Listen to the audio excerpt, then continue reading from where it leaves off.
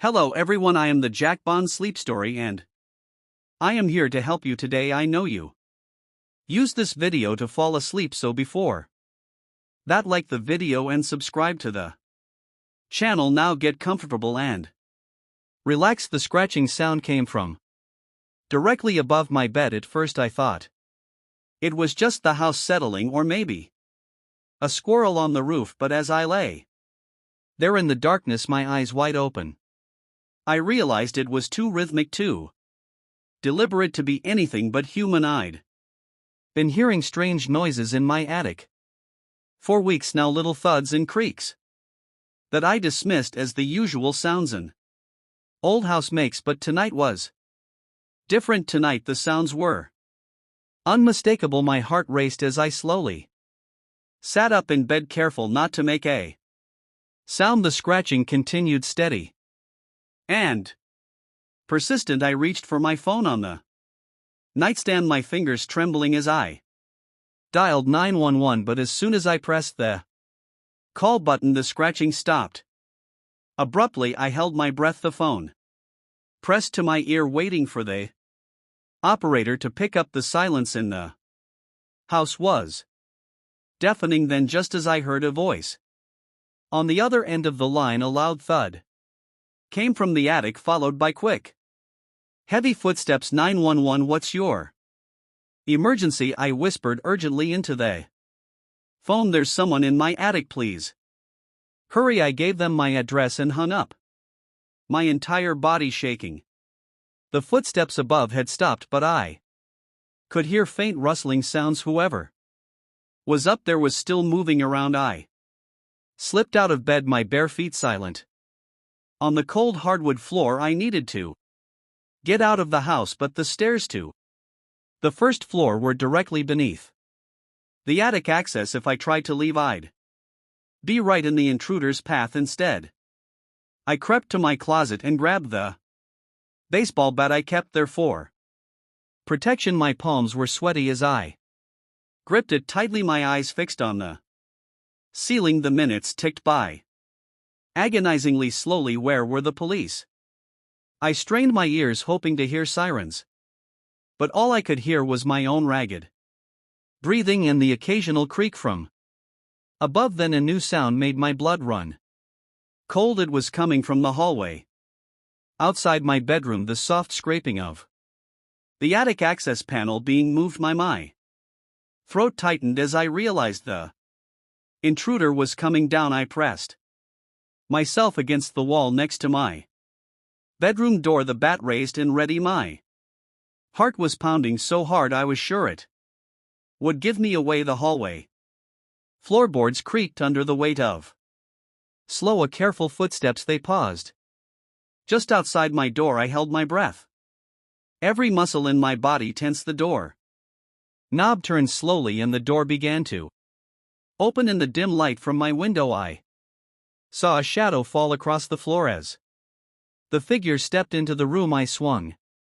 the bat with all my might. There was a sickening thud and a cry of pain. The intruder stumbled backward and I took the opportunity to run. I bolted past them, down the stairs and out the front door into the cool night air. I ran to my neighbor's house, pounding on their door until the porch light flicked on. As they opened the door, I finally heard the blessed sound of police sirens in the distance. The next hour was a blur of police statements and questions. They searched my house thoroughly but found no sign of the intruder. They assured me that they would increase patrols in the area and suggested I stay with a friend for a few days, but I couldn't shake the feeling that they had missed something.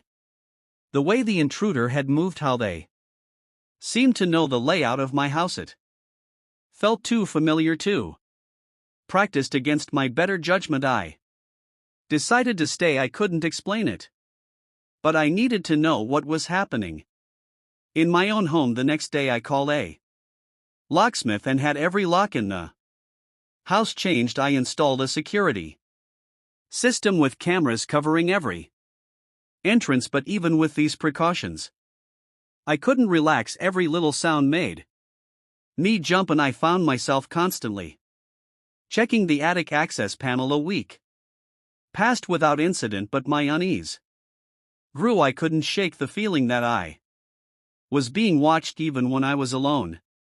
In the house I started noticing little things out of place. A book moved on the shelf, a cup in the sink I didn't remember using. I knew I was probably being paranoid, but I couldn't help myself. I started spending hours examining every inch of my house, looking for any sign of how the intruder had gotten in. It was during one of these searches that I found it. I was in the spare bedroom running my hands along the baseboards when I felt a slight give in the wall. My heart raced as I pressed harder, and suddenly a small section of the wall swung inward. Behind it was a narrow passage, dark and musty. I shone my flashlight inside, revealing a crude ladder leading up to the attic. My hands shook as I realized the truth. There had been a hidden entrance to my attic this whole time. I should have called the police right then, but curiosity and a need for answers overrode my common sense. I took a deep breath and started climbing. The attic was bigger than I had imagined, stretching the entire length of the house. My flashlight beam cut through the darkness, revealing piles of boxes and old furniture. But as I moved deeper into the space, I saw something that made my stomach churn. In the far corner, hidden behind a stack of old trunks, was a makeshift living area. There was a sleeping bag on the floor, surrounded by empty food wrappers and water bottles. A small battery-powered lamp sat on an overturned crate next to a pile of books.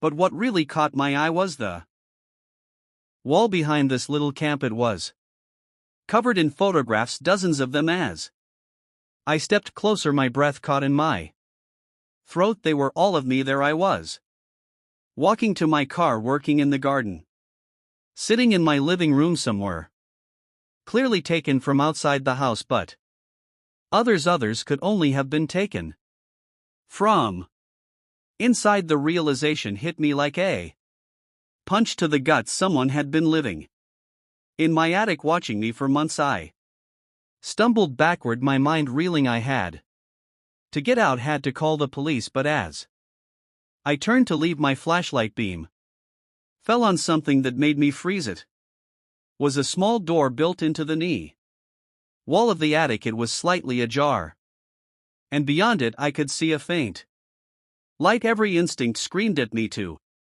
run, but I found myself moving towards the door instead. I had to know I had to see. I pushed the door open slowly, wincing at the creak of its hinges. The space beyond was small, no bigger than a closet, but what it contained made my blood run cold. The walls were covered in writing, scrawled messages and rambling paragraphs that made no sense. In the center of the room was a small table, and on it sat a laptop, its screen glowing softly. I stepped closer, my eyes drawn to the open document on the screen. As I read the words there, I felt the world tilt around.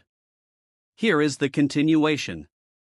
156. She almost caught me today. I was careless, made too much noise, but it's okay. She's not ready yet. Soon though. Soon she'll understand why I'm here, why I've been watching her. She's the one, the only one who can help me, help us. She just doesn't know it yet. The words blurred as tears filled my eyes. This person, this stranger, had been living in my house, watching my every move for over 5 months, and they thought I was some kind of chosen one to help them with what I heard. A noise behind me and spun around, my heart in my throat. There, blocking the entrance to the small room, stood a figure in the dim light. I could make out wild, unkempt hair and eyes that gleamed with an unsettling intensity you weren't supposed to find this yet. The stranger said, their voice hoarse, but maybe it's time, maybe you're finally ready to learn the truth. I backed away, my back pressing against the table. Who are you? What do You want from me? The stranger stepped forward and I caught a whiff of unwashed body and stale food. I'm here to save you, to save all of us. You're the key, don't you see? Your research, your work, it's the answer. We've been looking for. My mind raced. My research, I was a data analyst for a small tech company. How could that be the answer to anything? You're confused. You're scared, I understand. The stranger continued, taking another step closer. But soon you'll see, soon you'll understand why I had to do this, why I had to watch you learn everything about you. I glanced around, desperately looking for a way out. But the stranger blocked the only exit. I was trapped. Please, I said, trying to keep my voice steady. I don't understand. Just tell me what you want. The stranger's face softened, an unsettling smile spreading across their features. What I want you to fulfill your destiny. I want you to use your skills to decode the message that will save us all. As they spoke, I noticed a small remote control on the table next to the laptop. Without thinking, I grabbed it and pointed it at the stranger. Stay back, I yelled, hoping to startle them. To my surprise, the stranger eyes widened in fear. No, they screamed, don't press that. You'll ruin everything. In my confusion, my finger slipped, pressing one of the buttons. Suddenly a high-pitched wail filled the air. It was my new security system's alarm. The stranger howled in frustration and lunged at me, but I ducked under their arm and ran. I scrambled through the attic, down the hidden passage and out into the hallway. I could hear the stranger crashing behind me, but I didn't look back. I ran out of the house and into the street, the alarm still blaring behind me as police sirens approached in the distance. I stood there, shaking and gasping for breath. My quiet life had been shattered, my sense of safety destroyed, and I was left with a chilling realization. Sometimes the monsters aren't hiding under the bed or in the closet. Sometimes they're right above us, watching and waiting. The headlights flickered once, on, twice, and then died completely, plunging us into darkness. The engine sputtered its last gasp and our car rolled to a stop on the narrow, winding road. I turned the key in the ignition, but all I got was a sad clicking sound. We were stranded. This can't be happening, Sarah muttered beside me, her voice tight with frustration. I could barely make out her silhouette in the dim moonlight filtering through the trees. I pulled out my phone, already knowing what I'd see. No signal. We were miles from the nearest town, surrounded by dense forest. The GPS had gone haywire about an hour ago, leading us down this lonely stretch of road that wasn't even on our map. What do we do now, Jack? Sarah asked, a hint of panic creeping into her voice. I squinted through the windshield, trying to pierce the darkness. That's when I saw it, a faint glow in the distance off to our right. Look, I said, pointing. There's a light. Must be a house or something. Maybe they have a phone we can use. Sarah hesitated. I don't know. Walking up to a stranger's house in the middle of nowhere, it seems risky. I understood her concern, but we didn't have many options. It's either that or spend the night in the car and hope someone drives by tomorrow, which, judging by how deserted this road is, might not happen, she sighed, relenting. Okay, but let's be careful. We grabbed our flashlights from the glove compartment and stepped out of the car. The night air was cool and damp, heavy with the scent of pine and wet earth. Our footsteps crunched on the gravel as we made our way towards the light. As we got closer, I could make out the shape of a large farmhouse. It was old, with peeling paint and a sagging porch, but warm light spilled from the windows, promising shelter and help. We approached the front door and I raised my hand to knock. Before I could, the door swung open, revealing a tall, thin man with graying hair and deep-set eyes. Well, hello there, he said, his voice growly but not unkind. What brings you folks out here so late? I explained our situation and the man's face broke into a sympathetic smile. Car trouble, that's a tough break. Name's Earl. Why don't you two come on in and we'll see about getting you some help. Sarah squeezed my hand, a silent reminder to be cautious, but Earl's friendly demeanor and the warmth emanating from the house were too inviting to resist. We stepped inside and I was immediately struck by how cluttered the place was. Every surface was covered with knickknacks, old newspapers, and what looked like mechanical parts. The air was thick with the smell of tobacco and something else I couldn't quite place. Martha, Earl called out, now we've got company. A short, plump woman with frizzy gray hair appeared from what I assumed was the kitchen. She wiped her hands on her apron and gave us a wide smile that didn't quite reach her eyes. Oh, my visitors at this hour, how exciting, she exclaimed, her voice high and you poor dears must be exhausted. Why don't you have a seat in the living room while I fix you some tea? Before we could protest, Martha ushered us into a cramped room dominated by a large threadbare sofa. The walls were covered in old photographs, their subjects staring at us with blank eyes. Earl settled into a worn armchair across from us. So where you folks headed? I told them about our trip to visit Sarah's parents, careful not to give too many details. As I spoke, I noticed Earl's eyes darting between us as if sizing us up. Martha bustled in with a tray of tea and cookies. As she set it down, I caught a whiff of that strange smell again. It reminded me of chemicals, like something you'd find in a garage. Now then, Earl said, leaning forward. About your car. I'm pretty handy with engines. Why don't I take a look at it in the morning? It's too dark now, and these roads can be dangerous at night. Sarah and I exchanged glances. The thought of spending the night here made me uneasy, but the alternative, walking back to our car in the dark, seemed even less appealing. That's very kind of you, Sarah said cautiously, but we wouldn't want to impose. If we could just use your phone to call for a tow truck. Oh, I'm afraid our phone line's been down for days, Martha chimed in, her smile never wavering. Terrible service out here, you know.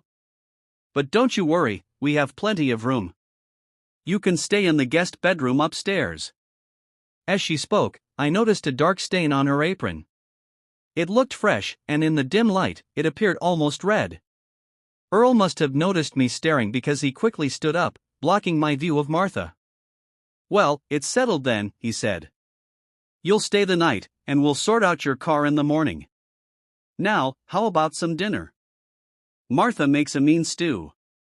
The mention of food made my stomach growl, reminding me that we hadn't eaten since lunch. Despite my unease, I found myself nodding. As we followed them to the dining room, I whispered to Sarah, something feels off about this place. She nodded slightly. I know, but what choice do we have? Let's just get through the night and leave first thing in the morning. The dining room was as cluttered as the rest of the house. The table was set with mismatched plates and tarnished silverware. Martha ladled out bowls of thick, dark stew that smelled surprisingly good. As we ate, Earl regaled us with stories about the farm and the surrounding area. He seemed to know every inch of the forest, describing hidden caves and forgotten trails with vivid detail. You know, he said, his eyes glinting in the candlelight, people have been known to disappear in these woods. Hikers, campers, even the occasional lost traveler. I felt Sarah stiffen beside me. Earl's tone was casual, almost cheerful, but there was an undercurrent of something, a warning? A threat? Martha tittered nervously. Oh, Earl, don't scare our guests with those old stories. I'm sure they're tired and would like to get some rest. As if on cue, I felt a wave of drowsiness wash over me. My limbs felt heavy, and I had to fight to keep my eyes open. I glanced at Sarah and saw that she was struggling too, her head nodding forward slightly. Alarm bells started ringing in my head, but they seemed far away, muffled. I tried to stand, but my legs wouldn't cooperate. I think we should go to bed, I managed to slur out. Earl's smile widened, showing too many teeth. Of course. Martha, why don't you show our guests to their room? The trip up the stairs was a blur. I vaguely remember Martha's constant chatter as she led us to a small, musty bedroom with a single bed. As soon as she left, Sarah and I collapsed onto the mattress, too groggy to do anything but succumb to the encroaching darkness. I don't know how long I slept, but I woke with a start, my head pounding. The room was pitch black, and for a moment, I couldn't remember where I was. Then it all came rushing back: the car, the farmhouse, Earl and Martha. I fumbled for my phone, using its dim light to check the time. 3:17 a.m. Sarah was still asleep beside me, her breathing deep and even. That's when I heard it, voices, muffled but audible, coming from somewhere below us. I strained to listen, catching snippets of conversation. Perfect condition, fetch a good price, have to move quickly. My blood ran cold as the implications of what I was hearing sank in. We needed to get out of here. Now. I shook Sarah awake, clamping a hand over her mouth to stifle her startled cry. We have to go, I whispered urgently. Something's very wrong here. She nodded, her eyes wide with fear. We crept to the door, wincing at every creak of the old floorboards. The hallway was dark and silent, but I could still hear the murmur of voices from downstairs. We made our way down the stairs, pausing at every sound. As we reached the bottom, I saw light spilling from beneath a closed door, the basement, I realized. We were almost to the front door when a floorboard let out a loud groan under my foot. The voices in the basement suddenly stopped. Did you hear that? Earl's voice, no longer friendly but sharp with suspicion. Sarah and I didn't wait. We bolted for the door, fumbling with the lock. Behind us, I heard the basement door open, followed by rapid footsteps. We burst out into the cool night air, running blindly down the overgrown driveway. I could hear Earl shouting behind us, his words lost in the pounding of my heart. We ran until our lungs burned, not daring to look back. When we finally stopped, gasping for air, we found ourselves back on the road where we'd left our car. To our amazement, the car started on the first try. As we sped away, leaving the farmhouse and its sinister occupants far behind, I couldn't shake the feeling that we'd narrowly escaped a fate worse than a broken-down car on a lonely road. We drove in silence for a long time, both of us processing what had happened. It wasn't until we saw the lights of the next town that Sarah finally spoke. Jack, she said, her voice shaky, what do you think they were going to do to us? I shook my head, not wanting to voice the terrible possibilities that had been running through my mind. I don't know, I said, and I don't want to know. Let's just be grateful we got out of there. As we pulled into a well-lit gas station surrounded by the comforting signs of civilization, I made a silent vow. No matter how long the detour, no matter how inconvenient, we would never again seek help from strangers on a dark, lonely road. The first thing I noticed was the silence. No birds chirping, no leaves rustling, just an eerie stillness that seemed to swallow every sound. I had been hiking for hours, my boots crunching over fallen leaves and twigs, but now even that seemed muffled. It was as if the forest itself was holding its breath, waiting. I checked my phone again. Still no signal. The GPS had stopped working about an hour ago, leaving me with nothing but a vague sense that I was heading in the right direction. The sun was sinking lower in the sky, painting the trees with long shadows that seemed to reach for me like grasping fingers. I should have turned back when I realized I was lost, should have retraced my steps and found my way to the marked trail. But something kept pulling me forward, a mixture of stubbornness and curiosity that I would soon regret. As the light faded, I spotted a flicker of brightness through the trees. Hope surged through me. Maybe it was a ranger station or a campsite. I quickened my pace, pushing through the underbrush toward the light. What I found instead made me stop in my tracks. Nestled in a clearing was a collection of ramshackle buildings, their windows glowing with warm, inviting light. Smoke curled from crooked chimneys, and I could hear the faint murmur of voices carried on the evening breeze. Relief washed over me. I had found people, civilization of a sort. They could help me get back to my car or at least point me in the right direction. I stepped into the clearing, waving to catch someone's attention. The reaction was immediate and unsettling. The voices cut off abruptly, and I saw curtains twitch in windows as faces peered out at me. A door creaked open, and a man stepped out onto a porch, his weathered face set in a wary frown. "Evening," I called out, trying to keep my voice friendly and non-threatening. "I'm sorry to intrude, but I've gotten a bit turned around on the trails. I was hoping you could point me back to the main road." The man didn't respond immediately. His eyes, dark and deep-set, scanned me from head to toe. When he finally spoke, his voice was rough, as if unused to conversation. "Ain't no roads around here, stranger. This is Piney Grove. We don't get many visitors." I felt a chill that had nothing to do with the cooling evening air. Something about the way he said visitors made it sound like a dirty word. "I'm sorry, I didn't mean to trespass," I said, fighting to keep my voice steady. "If you could just give me directions to the nearest town, I'll be on my way."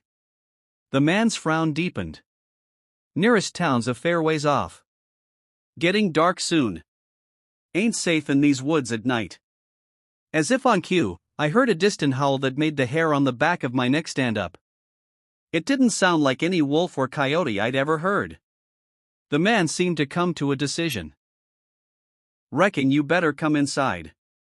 We'll sort you out in the morning." Part of me wanted to refuse, to turn and run back into the forest. But the rational part of my brain knew that would be suicide.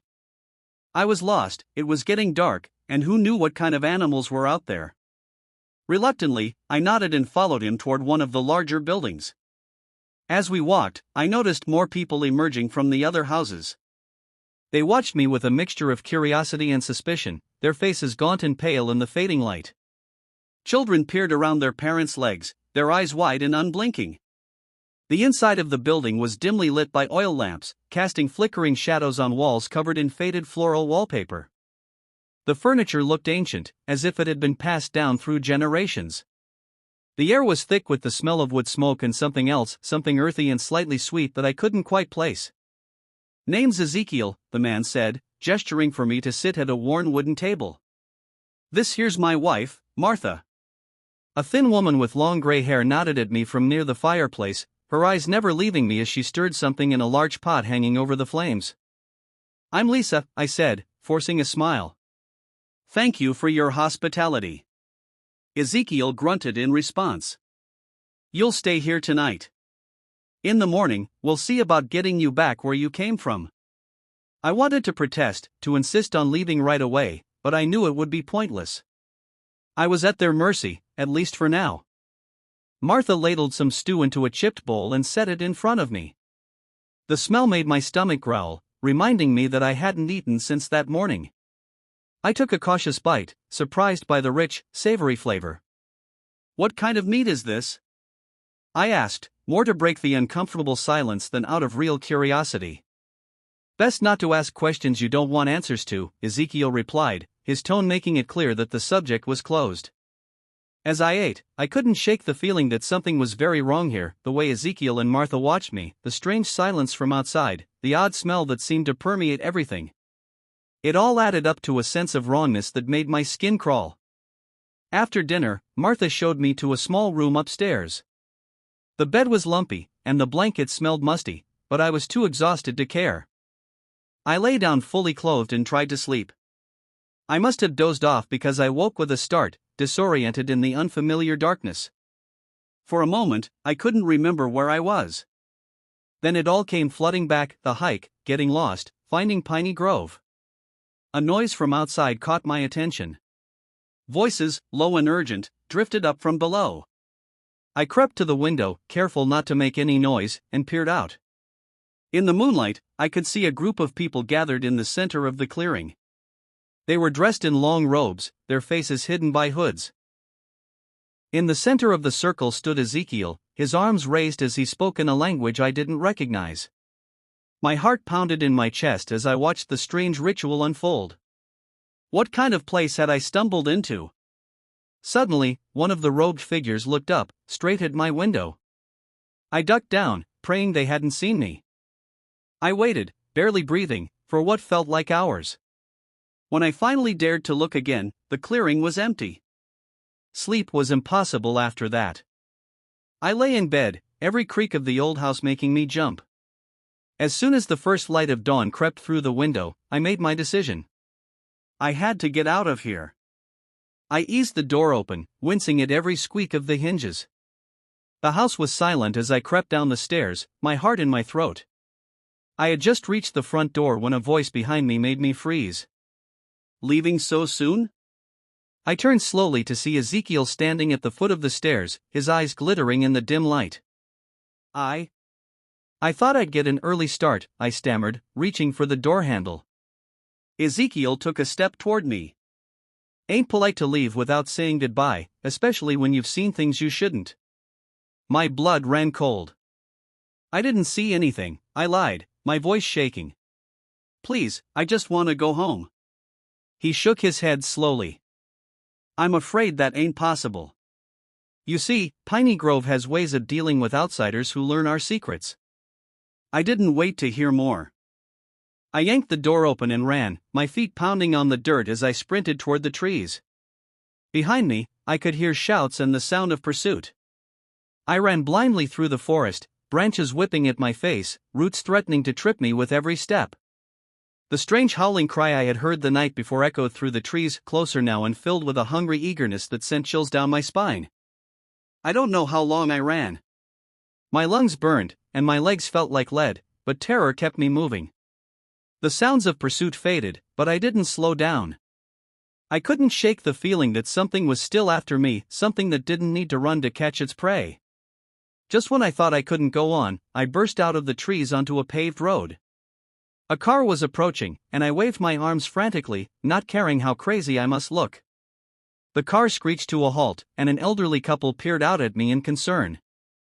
"Are you all right, dear?" the woman asked, taking in my wild appearance. I glanced back at the forest. There was no sign of pursuit, but I could feel eyes watching me from the shadows between the trees. "Please," I gasped, "I need to get out of here. Can you give me a ride to the nearest town?" They hesitated for only a moment before nodding, and I scrambled into the back seat. As we drove away, I kept my eyes on the receding tree line, half expecting to see robed figures emerge from the forest. But there was nothing, just trees and shadows hiding whatever secrets lay within. I never reported what happened in Piney Grove. Who would believe me? Sometimes, late at night, I still hear that strange howl in my dreams, and I wake up in a cold sweat, grateful for the familiar sounds of the city around me. But I know the truth. Out there, deep in the forest where no roads lead, Piney Grove is waiting. And I pray that no other lost hiker ever stumbles upon its secrets. The flickering fluorescent light cast an eerie glow over the empty lab at 2 a.m. I should have been the only one there, but when I heard footsteps echoing down the hallway, I knew my quiet night of research was about to take an unsettling turn. I'd been burning the midnight oil for weeks, poring over data and running simulations for my thesis. The lab had become a second home, its familiar hum of equipment and faint chemical smell oddly comforting. Tonight, though, that comfort vanished the moment I realized I wasn't alone. The footsteps grew louder, more deliberate. I held my breath, eyes fixed on the door. It swung open, revealing a figure I recognized but didn't expect, Dr. Reeves, my thesis advisor's colleague. "Ah, Sarah," he said, his voice unnaturally cheerful for the late hour. "I thought I might find you here." I forced a smile, trying to hide my unease. "Dr. Reeves. I didn't expect anyone else to be working so late." He stepped into the lab, closing the door behind him. The soft click of the latch felt oddly final. "Oh, you know how it is," he said, waving a hand dismissively. "Sometimes the best ideas come at night." I nodded, turning back to my computer screen in the hope he'd take the hint and leave. But instead, I felt him move closer, peering over my shoulder at the data sprawled across my monitor. "What fascinating work you're doing here," he murmured, his breath uncomfortably warm on my neck. "Remind me again, what's the focus of your research?" I shifted in my chair, putting some distance between us. "It's a new approach to data encryption," I explained, keeping my voice neutral. "Using quantum entanglement to create unbreakable codes." His eyes lit up with an intensity that made my skin crawl. Unbreakable codes, you say? Now that's interesting. Very interesting indeed. Something in his tone set off alarm bells in my head. Dr. Reeves had always been polite but distant in our previous interactions.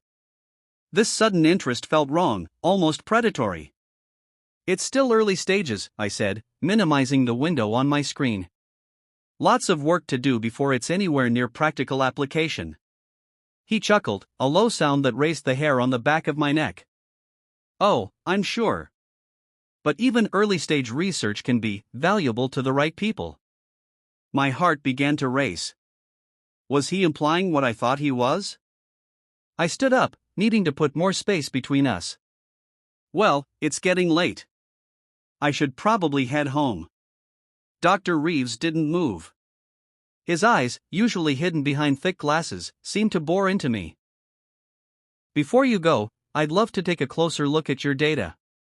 Maybe I could offer some insights. I hesitated, my instincts screaming at me to get out. But he was a respected professor, a colleague of my advisor. Refusing outright could have consequences for my academic career. I appreciate the offer, I said carefully, but I don't think that would be appropriate. You know how it is with research integrity and all that. His friendly demeanor slipped for a moment, revealing something harder underneath. Come now, Sarah. We're all colleagues here. Sharing knowledge is what academia is all about, isn't it? I took a step back, bumping into the lab bench behind me. Of course. But this is my thesis work. I'm not comfortable sharing the raw data until it's been properly vetted and published. Dr. Reeves' unsettling smile didn't reach his eyes. I understand, he said, his voice silky. But you know, a young researcher like yourself could benefit from additional support, both academic and financial. The implication hung in the air between us. My mouth went dry as I realized the full extent of what was happening. Dr. Reeves wasn't just being nosy or overstepping boundaries, he was trying to steal my research. I'm doing fine, thank you, I said, my voice steadier than I felt. Now, if you'll excuse me, I really need to go. I moved to grab my bag, but he stepped in front of me, blocking my path to the door. I don't think you understand the opportunity I'm offering you, Sarah. Your work could be revolutionary. But without the right connections, it might never see the light of day. I have those connections. I can make sure your research gets the attention it deserves. My mind raced, trying to find a way out of this situation. I glanced at the emergency exit, but it would trigger an alarm if opened. My phone was in my bag, on the other side of Dr. Reeves. I appreciate your interest, I said, fighting to keep my voice calm. But I'm not interested in any outside help. My advisor and I have everything under control. His expression hardened. Your advisor doesn't understand the potential of what you're working on. But there are people who do. People who would pay handsomely for a peek at your research. The pretense was gone now. He was openly admitting to wanting to sell my work to the highest bidder. I felt a surge of anger cut through my fear. That's not going to happen, I said firmly. Now, please let me leave. Dr. Reeves took a step closer, looming over me. I'm afraid I can't do that, not until we come to an understanding. My heart pounded in my chest. I was trapped between him and the lab bench, with no clear way out. But as my hand brushed against the cool surface behind me, an idea formed. In one swift motion, I grabbed a beaker of distilled water and threw it in his face. He stumbled back, sputtering and wiping at his eyes. I used the moment of distraction to dart around him, snatching my bag as I ran for the door. You'll regret this, he shouted behind me, but I was already in the hallway, running as fast as I could. I didn't stop until I reached my car, my hands shaking as I fumbled with the keys. As I drove away, I could see Dr. Reeves emerge from the building in my rearview mirror, his face contorted with anger. The next few days were a blur of fear and paranoia. I stayed away from the lab, working from home and jumping at every unexpected sound. I knew I had to do something, but the thought of confronting Dr. Reeves or reporting him filled me with dread. What if no one believed me? What if it ruined my academic career? But as the initial shock wore off, anger began to replace fear. This was my research, my hard work. I wasn't going to let someone steal it or intimidate me into giving it up. I set up a meeting with my advisor, Dr. Chen. As I sat in her office, my palms sweating and my heart racing, I told her everything that had happened that night in the lab. To my immense relief, she believed me. More than that, she was furious on my behalf. "This is completely unacceptable," she said, her usually calm demeanor replaced by righteous anger. "We're going to the dean with this immediately." What followed was a whirlwind of meetings, investigations, and uncomfortable confrontations. Dr. Reeves denied everything at first, but faced with the evidence, including security camera footage from that night, he eventually confessed. It turned out I wasn't his first victim. Other students and researchers came forward with similar stories of pressure and attempted theft. The scandal rocked the department, leading to Dr. Reeves' dismissal and a complete overhaul of research security protocols. As for me, I threw myself back into my work with renewed determination. The experience had shaken me, but it had also shown me the value of what I was doing. If people were willing to go to such lengths to steal it, then it must be worth protecting and pursuing. Months later, as I stood at the podium presenting my completed thesis, I felt a sense of triumph that went beyond academic achievement. I had faced a threat to my work and my integrity, and I had come out stronger for it. The applause that followed my presentation was sweet, but the real victory was in knowing that the research was mine, earned through hard work and perseverance in the face of adversity. As I left the auditorium, Dr. Chen caught up with me, a proud smile on her face. "Brilliant work, Sarah," she said. "You know, we've received some interesting inquiries about potential applications for your encryption method, completely above board, of course." I grinned, feeling a mix of excitement and vindication. "That's great news. I can't wait to see where this research goes next." As we walked out into the bright sunlight, I felt a sense of optimism about the future. The path ahead might not always be easy or straightforward, but I knew now that I had the strength to face whatever challenges came my way. The incident with Dr. Reeves had taught me a valuable lesson. In the world of cutting-edge research, knowledge truly is power, and sometimes, protecting that knowledge is just as important as discovering it in the first place. The rain was coming down in sheets, turning the highway into a blurry mess of headlights and reflections. I squinted through the windshield, my wipers working overtime but barely making a dent in the downpour. That's when I saw him, a lone figure on the side of the road, thumb out, looking as drenched and miserable as a stray cat caught in a storm. I don't usually pick up hitchhikers. It's not the safest thing to do these days. But something about the way he stood there, shoulders hunched against the rain, made me slow down. Before I could talk myself out of it, I was pulling over to the shoulder, the car's tires splashing through puddles. The man jogged over, his face hidden beneath the hood of a dark jacket. As he opened the passenger door, letting in a gust of wind and rain, I caught a glimpse of a scruffy beard and grateful eyes. "Thanks," he said, his voice gruff but not unfriendly. "Didn't think anyone would stop in this weather." I nodded, trying to shake off the nagging feeling that I might be making a mistake. "Where are you headed?"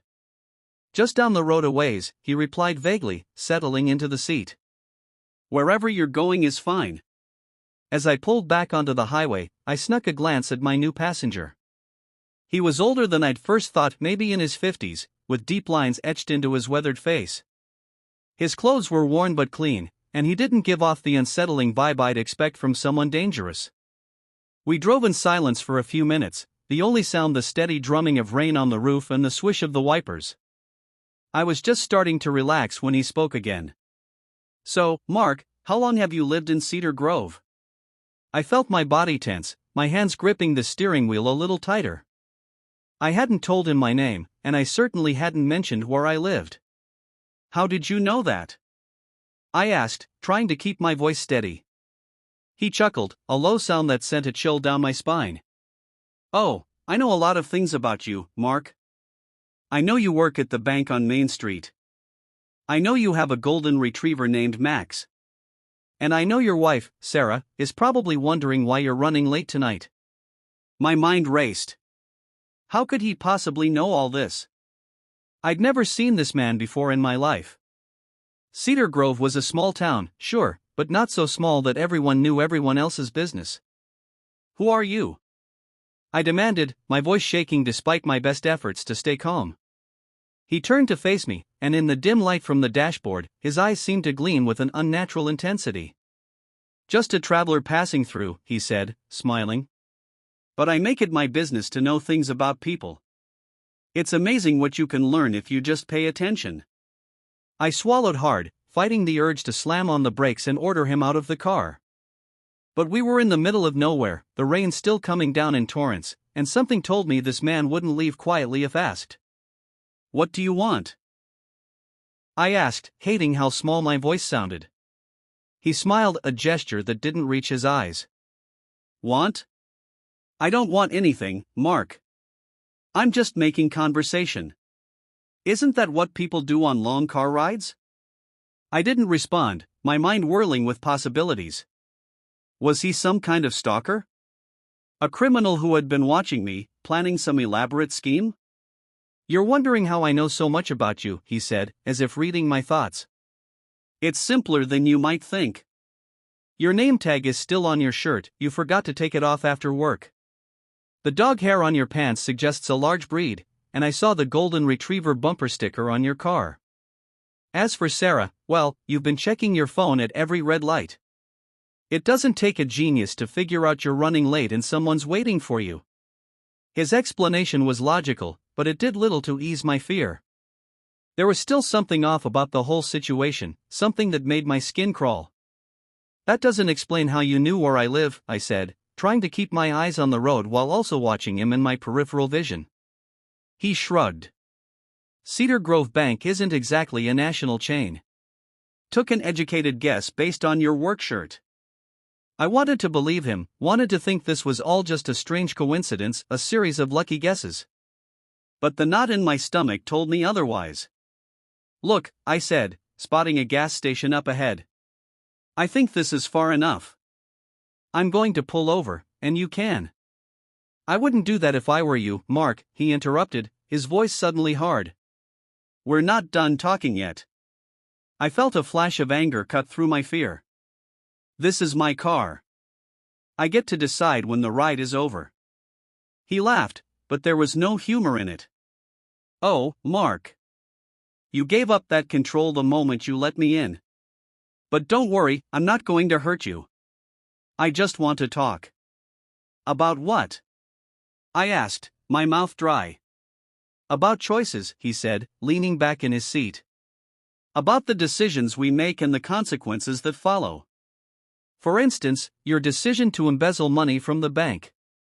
Small amounts here and there, nothing anyone would notice right away, but it adds up, doesn't it?" My blood ran cold. There was no way he could know about that. I'd been so careful, covering my tracks, making sure the numbers always balanced out. "I don't know what you're talking about," I lied, but my voice sounded weak, even to my own ears. He turned to look at me, his eyes boring into mine.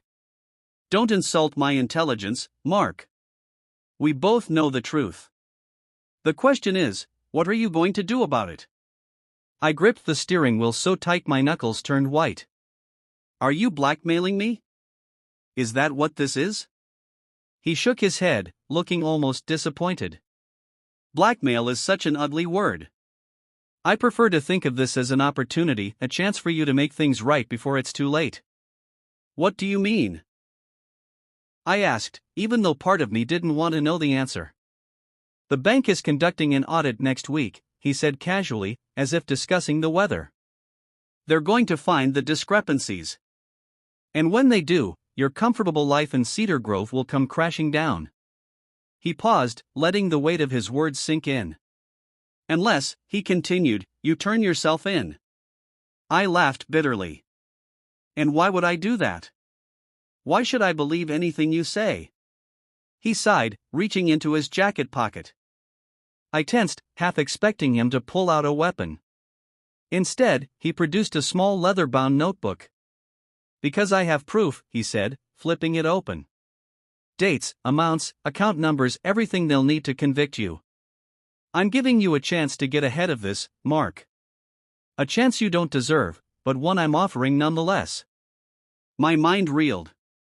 How had he gotten this information? Who was he, really? But even as these questions swirled in my head, I knew he was right. The audit would expose everything, and if I didn't act first, I'd lose far more than just my job. Why are you doing this?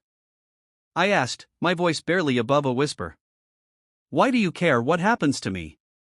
He was quiet for a long moment, staring out at the rain-slicked road ahead. When he spoke, his voice was softer, almost sad. Let's just say I've been where you are, Mark. Made the same mistakes. Thought I could outsmart the system. I learned the hard way that there's always a reckoning. I'm trying to save you from that pain. We drove in silence for several minutes, the weight of his words settling over me like a heavy blanket. As we approached the outskirts of Cedar Grove, I knew I had a decision to make. There's a diner up ahead, I said finally. I'll drop you off there. He nodded, seemingly satisfied. As I pulled into the diner's parking lot, he gathered his things, preparing to step back out into the rain. Remember, Mark, he said, his hand on the door handle. First thing tomorrow morning. It's your only chance. Before I could respond, he was gone, disappearing into the stormy night as quickly as he had appeared. I sat there for a long time, the engine idling, rain pattering on the roof. Finally, I pulled out my phone and dialed Sarah's number. Hey, I said when she answered, my voice thick with emotion. I'm on my way home, but I need to talk to you about something important when I get there. As I hung up and put the car in drive, I felt a strange mix of dread and relief. The road ahead wouldn't be easy, but for the first time in months, I felt like I was heading in the right direction. The mysterious hitchhiker had given me a second chance. Now it was up to me to make the most of it. The crack of a twig snapping jolted me from my peaceful reverie. I froze, my marshmallow-laden stick hovering over the campfire. The dense forest around me, which had seemed so inviting during the day, now loomed ominously in the gathering dusk. I held my breath, straining to hear over the crackling of the fire. There it was again, the unmistakable sound of footsteps. Too heavy and deliberate to be an animal. I'd come to these woods alone, seeking solitude and a break from the chaos of city life. Now, as fear crept up my spine, I was acutely aware of just how isolated I truly was. Slowly, I set down my stick and reached for the flashlight beside me. The beam cut through the encroaching darkness, illuminating the dense undergrowth at the edge of my campsite. Shadows danced between the trees, and for a moment, I thought I saw a figure duck behind a large oak. Hello? I called out, hating how my voice quavered. Is someone there? Silence answered me, broken only by the gentle rustle of leaves in the evening breeze. I stood up, my legs shaky beneath me. Maybe I was imagining things. Maybe the solitude was getting to me, making me jumpy. But then I saw it, a flash of movement just beyond the circle of my flashlight's beam. My heart leapt into my throat as I caught a glimpse of a dark shape moving through the trees, keeping to the shadows. Fight or flight instinct kicked in, and I chose flight. I doused the fire as quickly as I could, plunging the campsite into darkness. Fumbling in the dim light of my flashlight, I grabbed my backpack and started shoving in whatever I could reach, my water bottle, a bag of trail mix, my map. The sound of footsteps grew closer, no longer trying to be stealthy. Whoever was out there knew I had spotted them. They were coming. I abandoned the rest of my gear and took off into the woods, my flashlight bobbing wildly as I ran. Branches whipped at my face, and roots seemed to reach up to trip me, but fear propelled me forward, deeper into the unfamiliar forest. After what felt like hours, but was probably only minutes, I stopped, gasping for breath. I leaned against a tree, trying to orient myself. In my panic, I had run blindly, with no thought to direction or landmarks. The realization hit me like a punch to the gut, I was lost. I fumbled in my backpack for my map and compass, but in the chaos of my hasty departure, I must have left them behind. My phone was useless out here, with no signal and a rapidly draining battery. A twig snapped nearby, and I stifled a scream. They were still following me. How? How could they track me so easily in this darkness? I took off again, no longer caring about the noise I made. My pursuer seemed to know exactly where I was anyway. My lungs burned, and my legs ached, but terror kept me moving. Suddenly, the ground disappeared from beneath my feet. I tumbled down a steep embankment, leaves and twigs scratching my skin as I rolled. I came to a stop at the bottom, the wind knocked out of me. For a moment, I lay there, dazed and struggling to breathe. Then I heard it, the sound of someone carefully making their way down the slope after me. Panic gave me strength. I staggered to my feet, ignoring the pain in my ankle, and limped forward. I found myself in a small clearing, the trees opening up to reveal a sky full of stars. In any other circumstance, it would have been beautiful. My flashlight flickered, the beam growing weaker. I shook it desperately, but it was no use. The light died, leaving me in near total darkness. A branch cracked at the edge of the clearing. I spun around, my eyes straining to see in the dim starlight. A figure stood there, just a silhouette against the darker backdrop of the forest. "What do you want?" I shouted, my voice raw with fear and exhaustion. The figure took a step forward. "I want you to listen," a deep voice replied. I backed away, my hands held out in front of me. "Stay back. I have a weapon." It was a pathetic bluff, but it was all I had. The man, for I could now see it was a man, stopped. "No, you don't," he said, his tone almost gentle. "You left everything behind at your campsite. Including this." He held up something that glinted in the starlight, my hunting knife. My stomach dropped. He had been to my campsite. Had gone through my things. How long had he been watching me? "Who are you?" I asked, trying to keep my voice steady. "Why are you doing this?" He took another step forward, and I could make out more details now. He was tall and broad-shouldered, dressed in dark clothing that blended with the night. His face was obscured by a beard and the shadow of a cap. "My name isn't important," he said. "What's important is why you're here, Alice." I felt as if the ground had dropped out from under me again. He knew my name. How could he possibly know my name? "How do you know who I am?" I demanded, my voice rising in panic. He finished for me, his tone calm and deliberate. "I know a lot about you, Alice. I know you're running from something. Or someone." My breath hitched. He wasn't wrong, but how could he possibly know that? I stared at him, my mind racing, trying to figure out whether to run or confront him. "Who told you that?" I asked, forcing my voice to sound braver than I felt. The man didn't answer right away. Instead, he tilted his head slightly, as if studying me. "You've been leaving a trail for weeks. You think you're careful, but someone like me can read the signs. The way you move, the places you stop, it all tells a story." I shook my head, taking another step back. "You're lying. You don't know anything about me." He sighed, his shoulders rising and falling like someone explaining something to a stubborn child. "You changed your name a year ago. Started over in a new city. But starting over doesn't erase the past, Alice. It only hides it for a little while." The air around me seemed to grow colder as his words sank in. I had changed my name. I had left my old life behind, an abusive relationship, a dead-end job, and a trail of pain I tried to forget. But how did this man know? "Who sent you?" I demanded, my voice trembling with equal parts fear and fury. He took another step forward, his face now partially illuminated by the faint starlight. "No one sent me," he said. "I'm here because I know what you're running from. And I know what's coming for you if you don't stop." The cryptic statement sent a shiver down my spine. I wanted to believe he was bluffing, trying to scare me, but his calm demeanor made it all the more unnerving. "You don't know anything," I snapped, taking a defiant step forward. "You're just some psycho trying to mess with me." He chuckled softly, a sound that seemed to echo unnaturally in the clearing. "Maybe I am. Or maybe I'm the only person who can help you." I opened my mouth to respond, but a distant sound cut me off, a low, rumbling growl that made the hair on the back of my neck stand up. My head whipped around, scanning the darkness for the source of the noise. What was that? I whispered, my bravado evaporating.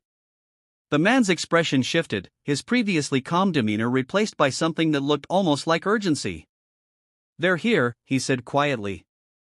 "They? Who's they?" He didn't answer. Instead, he stepped closer, holding out his hand. "If you want to survive the night, you'll come with me." I stared at him, torn between fear and distrust.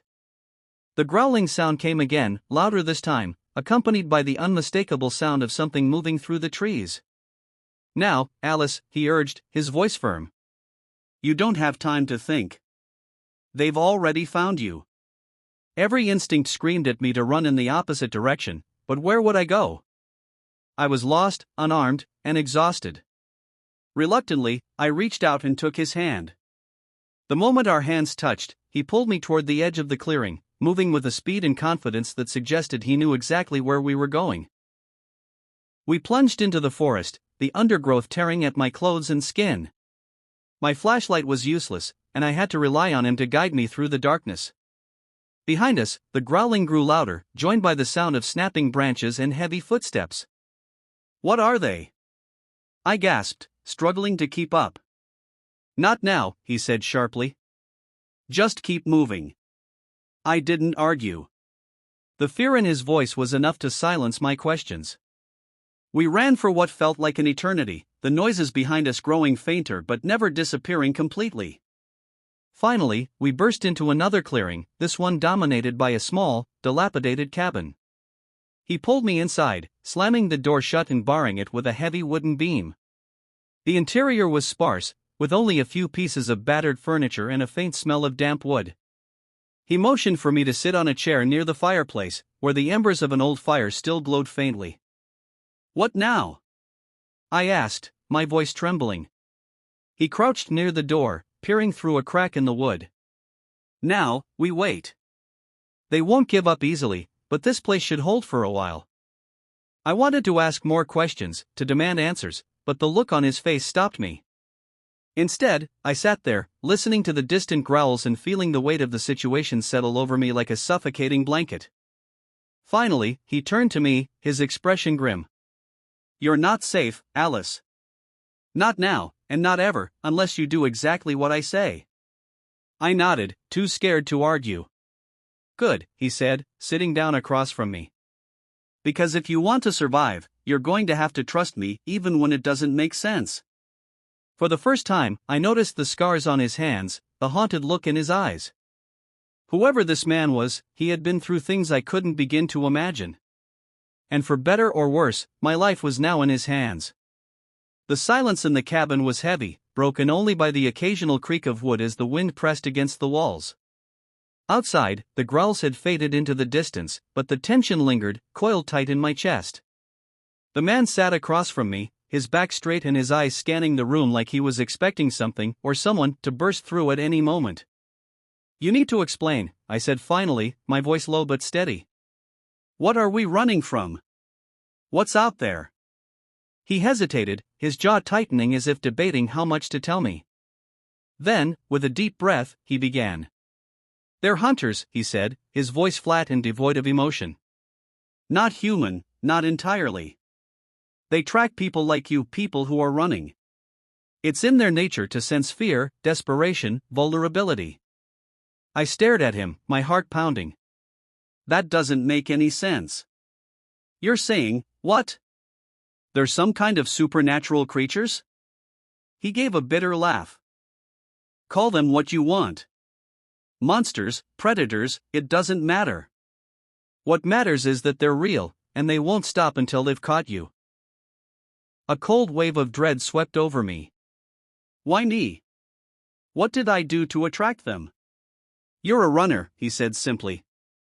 "Someone trying to leave their past behind, to start over. That kind of emotional energy, it's like blood in the water to them." I shook my head, trying to process what he was saying. "How do you know all this? Have you dealt with them before?" His eyes darkened, the haunted look in them deepening. "Let's just say I've seen what happens when they catch someone. And I've spent the last few years making sure they don't catch me." My stomach churned at the thought of what catching might mean. So, what do we do? Just keep running forever? There's a way to stop them, he said, his tone grim. But it's not easy. And it's not without risk. I leaned forward, desperate for answers. What is it? I'll do whatever it takes. He held my gaze, his expression unreadable. You have to face them, Alice. Confront what you're running from. Only then will they lose their hold on you. My breath caught in my throat. Face them? The very thought made my blood run cold. I can't, I whispered, shaking my head. You don't know what I've been through, what I left behind. I can't go back to that. You don't have to go back, he said firmly. But you do have to stop running. Acknowledge your past, confront it, and take away their power over you. It's the only way. The weight of his words settled on me, suffocating and inescapable. I had spent so long trying to bury my past, to pretend it didn't exist. Now, the idea of facing it felt like staring into an abyss. How do I even start? I asked, my voice barely audible. Before he could answer, a loud thud reverberated through the cabin, making us both jump. They've found us, he said, his voice low and urgent. I froze, my body paralyzed with fear as another thud shook the walls. Get up, he snapped, grabbing my arm and pulling me to my feet. We need to move. Now. He unbarred the door and peered outside, his movements quick and precise.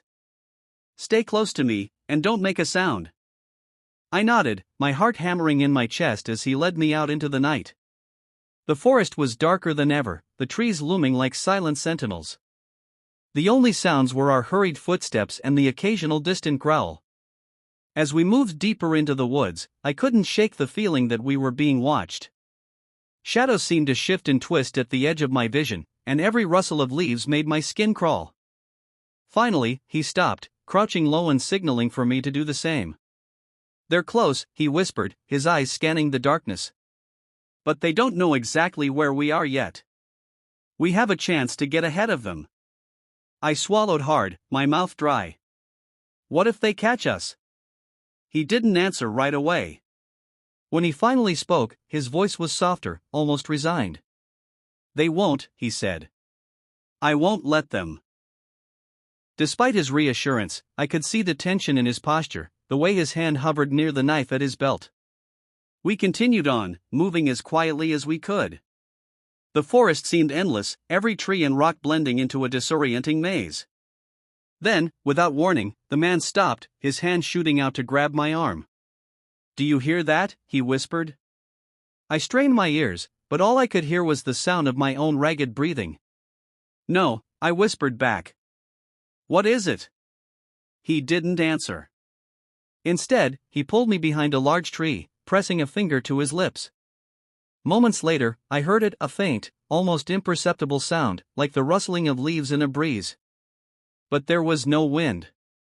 The sound grew louder, closer, until I could make out the distinct rhythm of footsteps.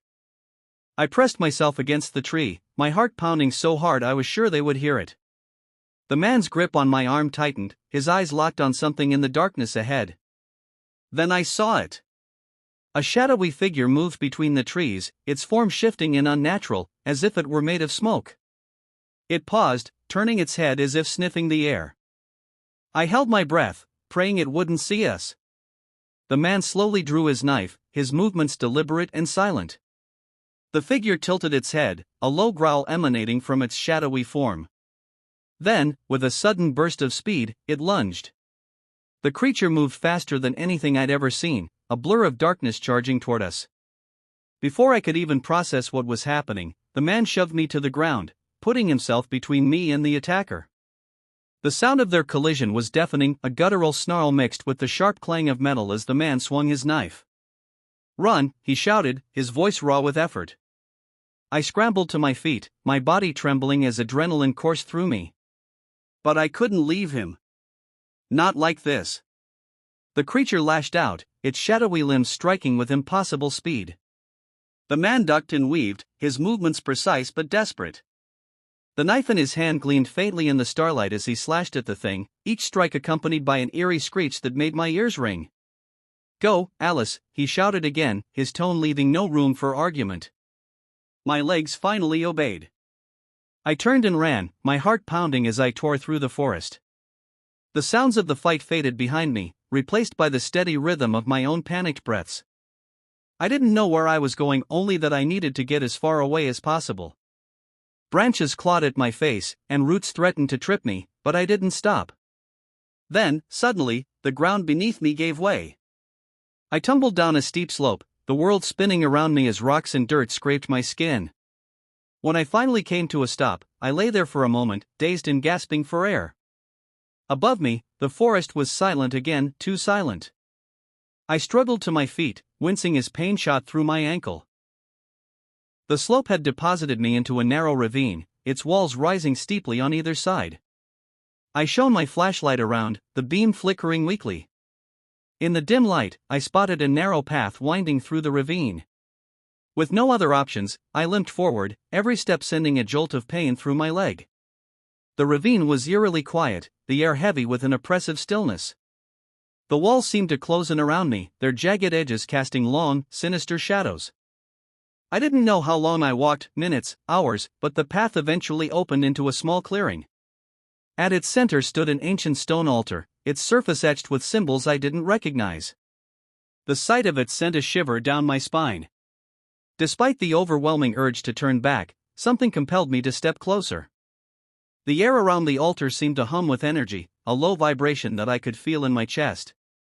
As I reached out to touch the cold stone, a voice echoed through the clearing, a deep, resonant tone that seemed to come from everywhere and nowhere at once. You cannot run from your past, Alice. I spun around, my flashlight darting over the trees, but there was no one there. Who's there? I demanded, my voice trembling. The voice didn't answer. Instead, the symbols on the altar began to glow, casting the clearing in an eerie, golden light. You have been chosen, the voice continued, its tone calm but commanding.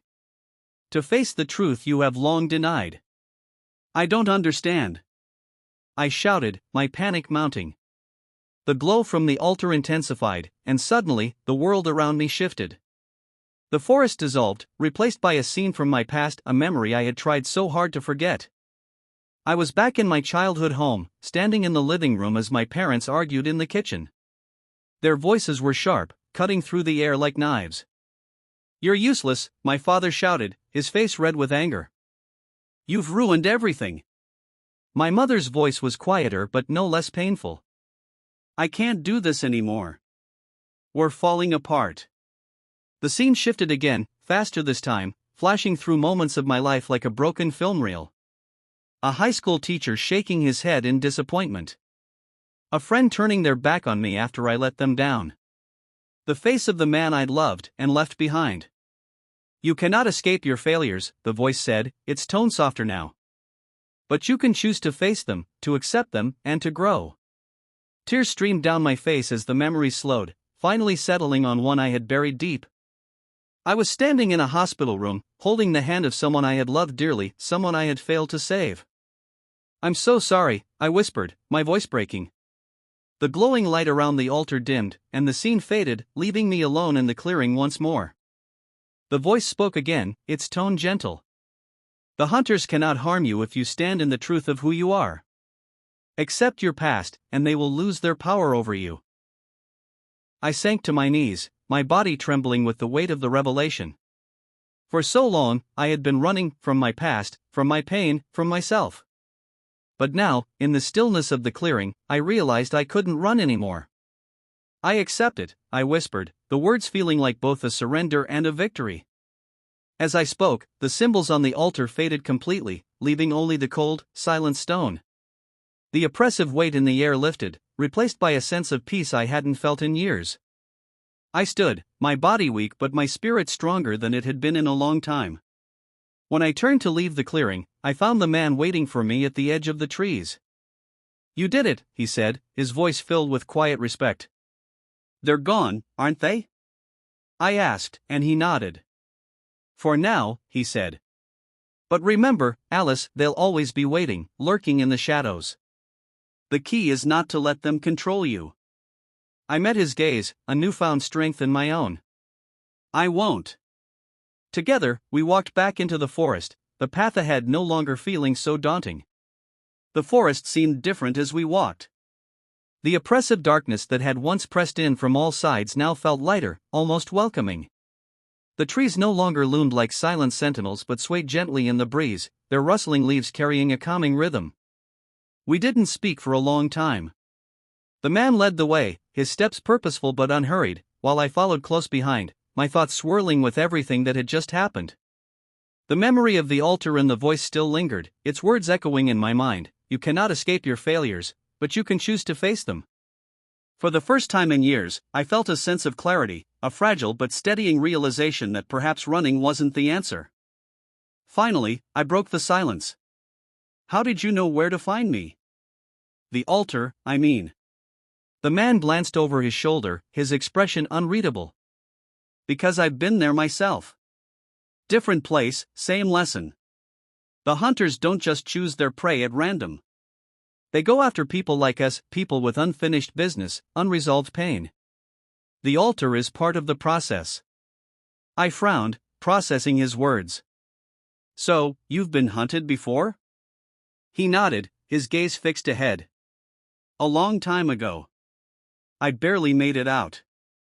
But once I did, I started to understand how it all worked. That's why I've been helping others ever since. People like you. I studied him as we walked, trying to reconcile the calm, confident man in front of me with someone who had once been as terrified and lost as I was. Why do you do it? Helping people like me, I mean. He was quiet for a moment, as if deciding how much to share. Because I know what happens when no one's there to help, he said finally. His voice was low, almost a whisper, but the weight of his words was unmistakable. I wanted to ask more, to dig deeper into his past, but something told me not to push.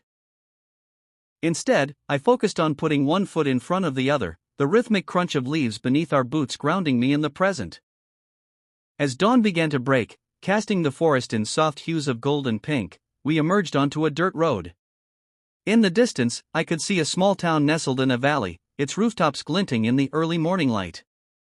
That's Cedar Hollow, the man said, gesturing toward the town. You'll be safe there. I hesitated, glancing back at the forest. What about you? Aren't you coming with me? He shook his head, a faint smile tugging at the corners of his mouth. My path lies elsewhere. Besides, you don't need me anymore. You faced what you needed to face. His words filled me with both gratitude and sadness. I owed this man my life, but I also understood that his journey was his own. Thank you, I said, my voice thick with emotion. He nodded, his eyes meeting mine with a quiet intensity. Take care of yourself, Alice. And remember, standing still is just as important as moving forward. Don't let fear make your decisions for you. With that, he turned and disappeared back into the forest, his figure swallowed by the shadows. I stood there for a long moment, watching the trees sway in the breeze. Then, with a deep breath, I started walking toward the town. Cedar Hollow was small but bustling with early morning activity. The smell of fresh bread wafted from a bakery, and the sound of children laughing echoed from a nearby park. As I stepped into the town square, I felt a strange mix of exhaustion and hope. The weight of my past was still there, but it no longer felt unbearable. I didn't know what the future held, but for the first time in years, I was ready to face it one step at a time. The gentle hum of rain on the roof was a soothing backdrop as I sat in my favorite armchair, a steaming cup of tea warming my hands. Outside, the world was a blur of gray and green, the storm turning the garden into a shimmering sea of wet leaves and blooming flowers. It was a day meant for reflection, and my mind wandered back to the strange events that had brought me here. The sound of rain had always calmed me, but now it carried a different weight, a reminder of the night everything changed. The events in the forest felt like both a lifetime ago and just yesterday, their impact etched deeply into my mind. The journey to Cedar Hollow marked the beginning of a new chapter for me. At first, it was difficult to settle in. The town was welcoming enough, with its quaint charm and friendly faces, but I couldn't shake the feeling of being watched, even in the safety of my small rented cottage. I took up a job at the local library, shelving books and helping patrons find what they needed. The quiet routine was comforting, offering a stark contrast to the chaos and fear I had known before. But even in those peaceful moments, I often caught myself glancing over my shoulder, half expecting to see a shadowy figure lurking in the aisles. It wasn't long before the nightmares began. They always started the same way. I was back in the forest, the growls growing louder, the oppressive darkness closing in around me. No matter how fast I ran, I could never escape. The hunters would catch me, their cold, clawed hands dragging me down into an abyss. I would wake up drenched in sweat, gasping for air, the sound of their snarls echoing in my ears. At first, I tried to ignore the dreams, convincing myself they were just my mind's way of processing trauma. But as the weeks went on, they became more vivid, more insistent, leaving me drained and on edge. One night, as the rain drummed steadily against the windows, I sat up in bed, unable to sleep. The nightmares had been worse than usual, their images lingering long after I woke. I reached for my journal, a habit I'd started during my recovery, and began to write, hoping to untangle the thoughts swirling in my head. Why now? Why can't I let this go of asterisk? The words spilled out in a messy scrawl, my hand trembling as I wrote. The man's voice echoed in my mind, asterisk standing still is just as important as moving forward. Don't let fear make your decisions for you. Asterisk. But standing still didn't feel like an option. Not anymore. I closed the journal and stared out at the rain-soaked garden, a strange determination settling over me. If the hunters were still out there, if they still had some hold over me, I needed to face them. Not in fear, but with the strength I had found that night in the clearing. The next morning, I packed a small bag and left a note for my landlord, explaining I'd be gone for a few days. I didn't tell anyone where I was going, not because I wanted to keep it a secret, but because I wasn't entirely sure myself. The forest called to me, its presence both daunting and familiar. I drove until the paved roads gave way to gravel, the trees growing denser with each mile. When I reached the edge of the woods, I parked the car and sat for a moment, staring into the towering pines. The memory of the altar and the hunters loomed large in my mind, but I pushed the fear aside and stepped out into the crisp morning air. The forest was just as I remembered it, silent, ancient, alive.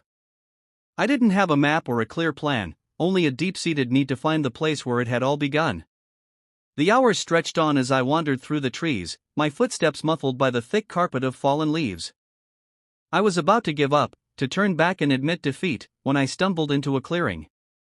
It wasn't the same one from that night, but it held a similar energy and otherworldly stillness that made the air hum and my skin prickle.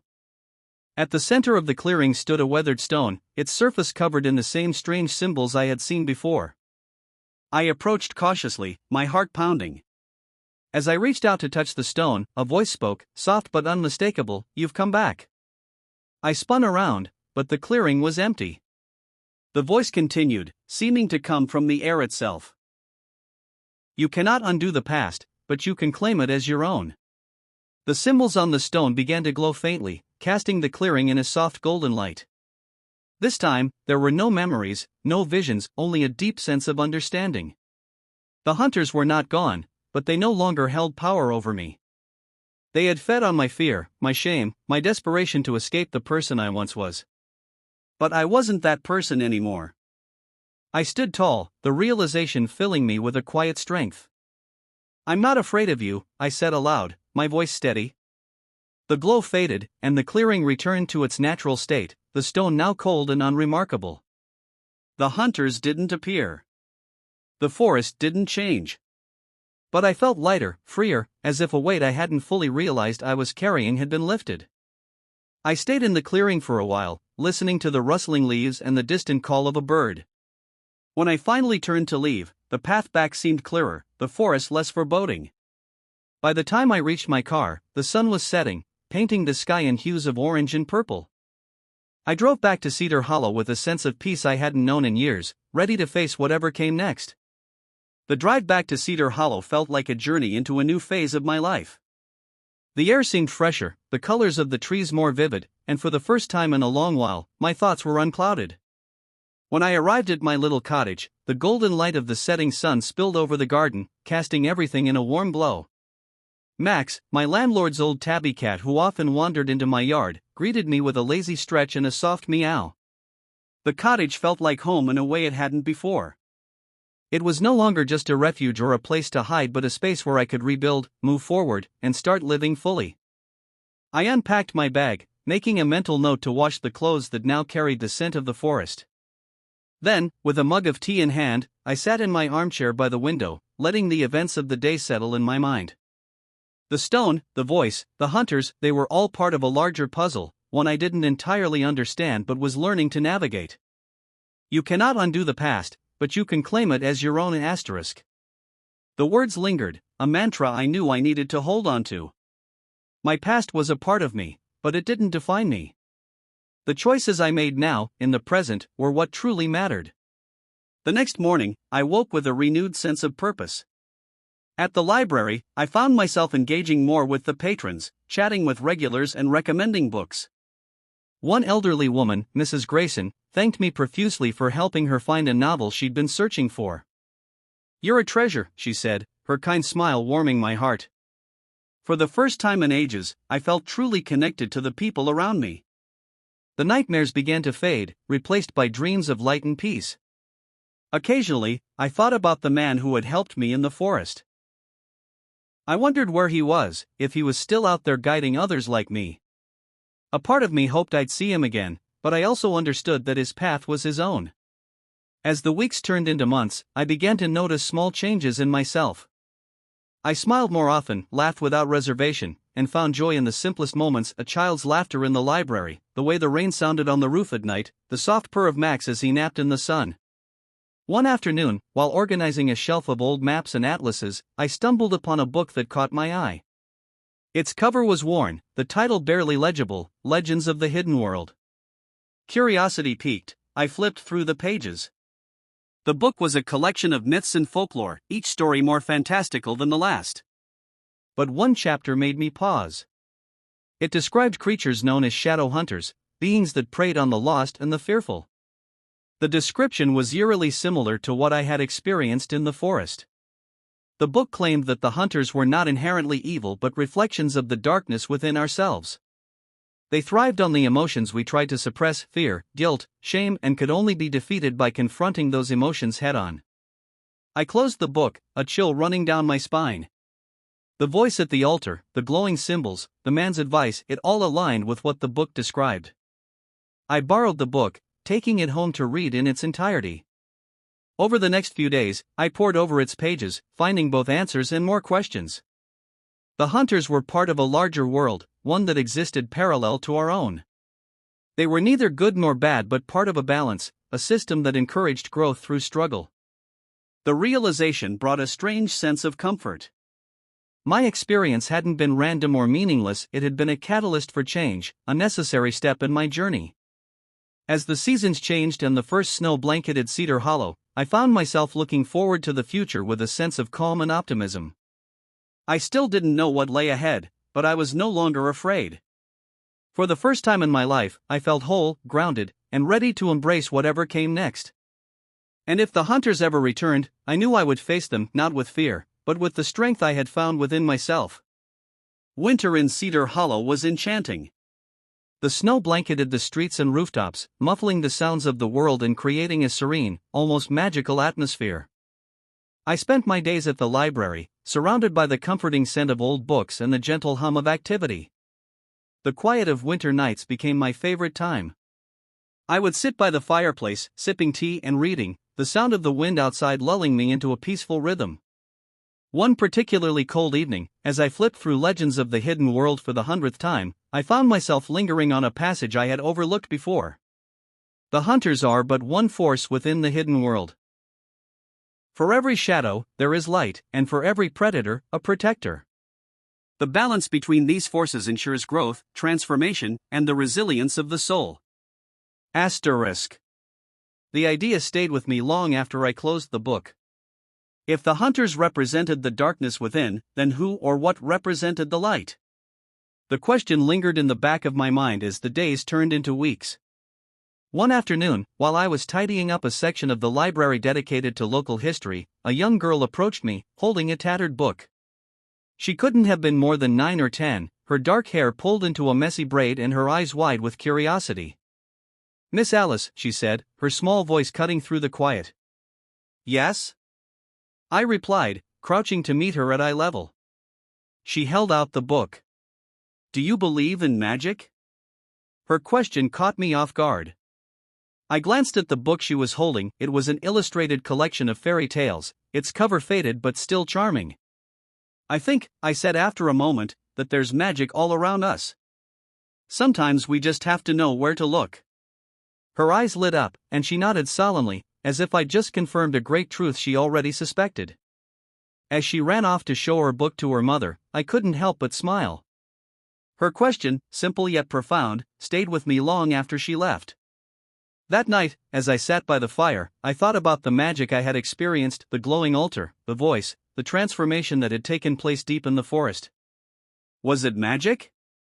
Or was it something else entirely?